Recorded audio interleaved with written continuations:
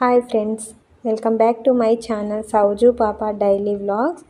So ఈరోజు జీడిపప్పు chicken gravy curry ఎప్పుడూ ఒకేలా కాకుండా ఇలా కూడా ట్రై చేయండి. చాలా సింపుల్ అండ్ ఈజీ ప్రాసెస్లో అయిపోతుంది. సో ఈ కర్రీని ఎలా ప్రిపేర్ చేశానో ఈ వీడియోలో. ఇక్కడ ముందుగా గ్రేవీ కోసం టమాటా, పచ్చిమిర్చి, ఆనియన్ అండ్ జీడిపప్పు ఇవి ముందుగా కట్ చేసుకొని అలాగే గ్రైండ్ చేసుకోవాలి. అది కూడా ప్యూరీ లాగా అవ్వాలి వీడియోలో చూపించినట్టు. అలాగే నెక్స్ట్ స్టవ్ ఆన్ చేసి కడాయి పెట్టుకొని ఆయిల్ యాడ్ చేసుకోవాలి. ఆయిల్ హీట్ అయిన తర్వాత ఆనియన్ అండ్ పచ్చిమిర్చి ఇవి కూడా ఆయిల్లో ఫ్రై చేసుకోవాలి. ఆనియన్ అండ్ పచ్చిమిర్చి కొంచెం ఫ్రై అయ్యాక జింజర్ గార్లిక్ పేస్ట్ను యాడ్ చేసుకోవాలి. అలాగే ఇవి కూడా కొంచెం ఫ్రై అయ్యాక చికెన్ను కూడా వేసుకోవాలి. ఒకసారి మంచిగా కలుపుకోవాలి. ఇప్పుడు దీని మీద మూత పెట్టి కొంచెం సేపు ఉడికించుకోవాలి. అది కూడా వాటర్ బయటకు వచ్చేంత వరకు ఉడికించుకోవాలి. ఆ తరువాత మళ్ళీ కొంచెం జింజర్ గార్లిక్ పేస్ట్ను యాడ్ చేసుకోవాలి. తరువాత ఇవి కొంచెం మగ్గాక పసుపుని కూడా యాడ్ చేసుకోవాలి.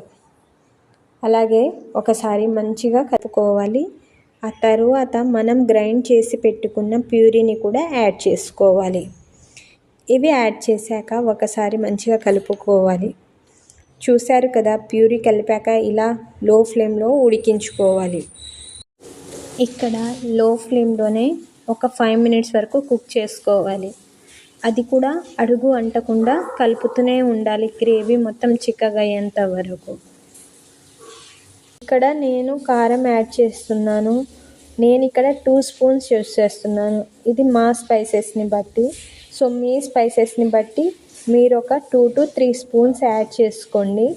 సో వీడియోలో చూడండి చికెన్ అండ్ కారం ఎలా పర్ఫెక్ట్గా కుక్ అవుతుందో. సో ఇలా మీరు లో ఫ్లేమ్లోనే కుక్ చేసుకోండి. ఇలా కుక్ చేస్తున్నప్పుడు అస్సలు అడుగు అంటకూడదు. అడుగు అంటితే చికెన్ కర్రీ అసలు టేస్ట్ రాదు, మాడిన ఫ్లేవర్ వస్తుంది. అందుకే మనం దగ్గరుండి ఇలా కలుపుతూనే ఉండాలి గ్రేవీ చిక్కగా అయ్యేంత వరకు. తరువాత సాల్ట్ కూడా యాడ్ చేసుకోవాలి. సాల్ట్ యాడ్ చేసిన తర్వాత ఒకసారి మంచిగా కలుపుకోవాలి. చూడండి ఎంత పర్ఫెక్ట్గా కుక్ అవుతుందో. ఆయిల్ బయటకు వచ్చేంత వరకు ఈ గ్రేవీ అనేది లో ఫ్లేమ్లోనే కుక్ చేసుకోవాలి. తరువాత నెక్స్ట్ వచ్చేసి వాటర్ను కూడా యాడ్ చేసుకోవాలి. వాటర్ యాడ్ చేశాక ఒకసారి మంచిగా అడుగు అంటకుండా ఒకసారి మంచిగా కలుపుకోవాలి. వాటర్ యాడ్ చేశాక మూత పెట్టి ఒక 10 మినిట్స్ వరకు మీడియం ఫ్లేమ్లోనే ఉడికించుకోవాలి. ఆ తరువాత మూత తీసి చూస్తే మంచిగా కుక్ అవుతుంది చికెన్. అప్పుడు కోకోనట్ పౌడర్ని కూడా యాడ్ చేసుకోవాలి. అలాగే గరం మసాలాను కూడా యాడ్ చేసిన.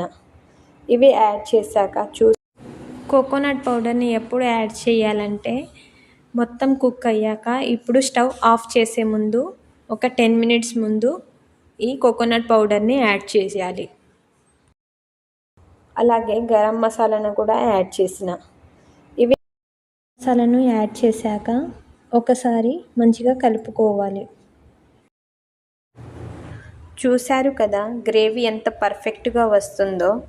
తరువాత చికెన్ మసాలాను యాడ్ చేసుకున్నాను.